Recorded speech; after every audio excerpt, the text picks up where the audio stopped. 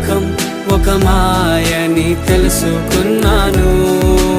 ఏది నా సొంతం కాదనుకున్నాను. తప్పిపోయిన కుమారుని నేనైతే నా కొరకై నిరీక్షించే తండ్రి నా యేసు.